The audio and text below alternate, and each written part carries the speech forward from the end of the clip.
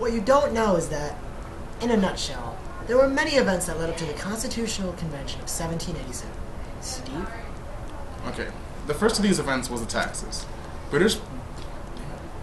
Britain placed heavy taxes on the American citizens. Thus, this made the American citizens very angry, and they decided to dump the British tea into the river. This, in turn, made the King of England very upset, and he issued the Intolerable Acts. These acts restricted the American citizens' freedoms. And then after this, we have the First Continental Congress, which was a huge meeting among delegates from all the states except for Rhode Island, in which we decided to boycott all of the British goods.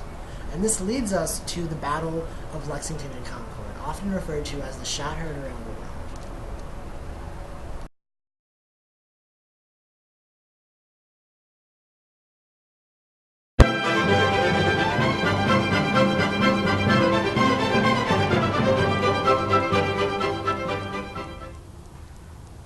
the Americans just dumped our tea into the river.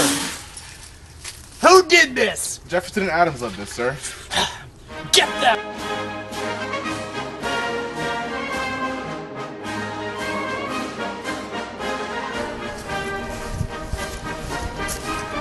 So how about them British? Mm-hmm. Taxes. Yeah. This is supposed to be our punishment. It's working quite well. I mean, the Intolerable Acts? Why? It's ridiculous. It's crazy. Adams and Jefferson.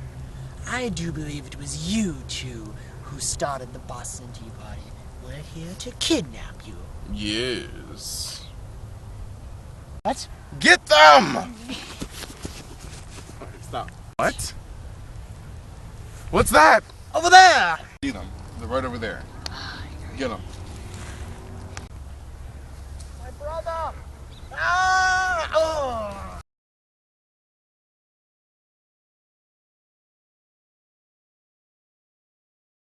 And then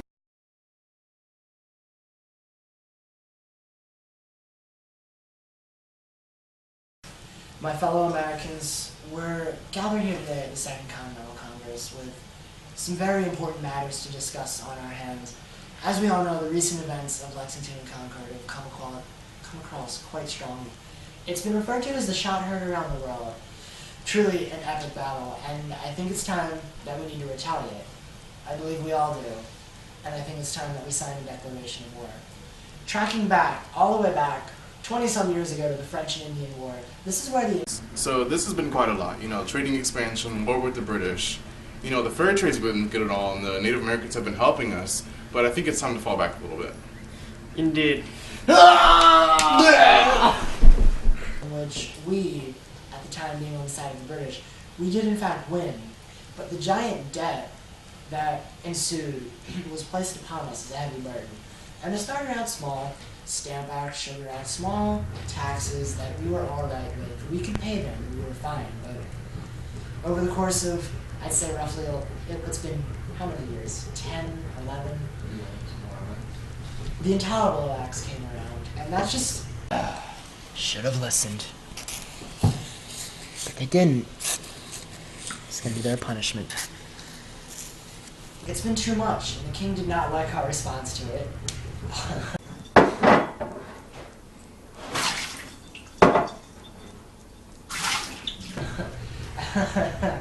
But we're here today, and it's time that we start some action. Let's go.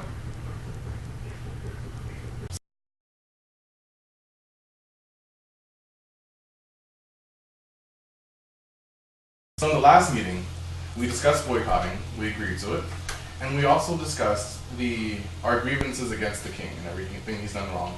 So here we have the final document of the Declaration of Independence. In it we have the preamble.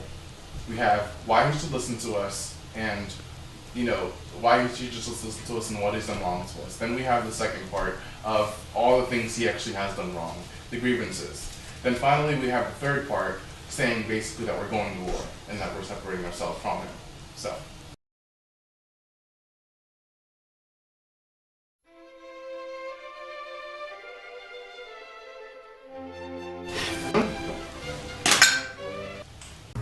We're here at the Constitutional Convention waiting for James Madison. The Revolutionary War has ended, and the Articles of Confederation that were made aren't working. The Articles of Confederation weren't working because the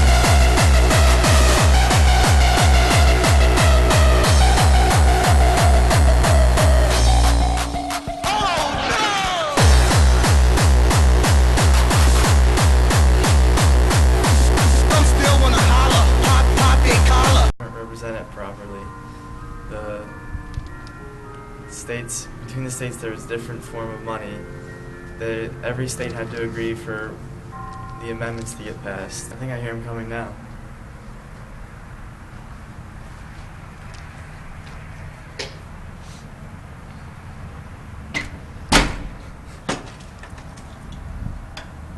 Oh, hello.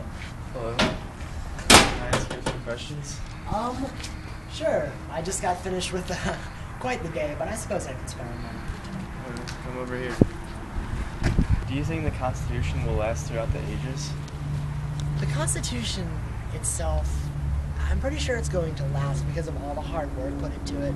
I mean, 55 of the brightest men in America.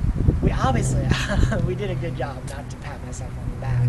But at the same time, I think it's going to need to be changed over time because we couldn't even get it to be ratified without the Bill of Rights. So with all the compromises that went into it, everything from the Virginia Plan, the New Jersey Plan, the Connecticut Compromise where we established we're having a bicameral legislature, all the different things that went into it, it's going to have to be amended as time goes across because it's going to have to be changed with the times. And that's why we put the elastic clause in it. Okay. What was the struggle like getting people to agree? As I just said, from all the compromises, it was quite the difficult task to get everyone to go along. I mean, I'm just sitting there trying to write my notes, trying to keep track of everything that's going on, and meanwhile we have like, well, I think, and no, you're wrong. And we had to discuss the entire issue of slavery and how the slave population would be counted. There were so many different things that went into that. 3/5 compromise, the commerce and slave trade thing, man. But, I mean, at the end of the day, we got it done. The biggest issue was that we were split into the Federalists and the Anti-Federalists. Okay. How is the differences between the Federalists and Anti-Federalists worked out? How were they worked out? Well, I think I said this in the beginning, but we had to pass what was called the Bill of Rights, which was like a companion to the Constitution to explain what everyone's rights were. Because we keep talking about this is America, land of the free, we have these rights, but we didn't exactly define them. And that's what the Anti-Federalists were arguing.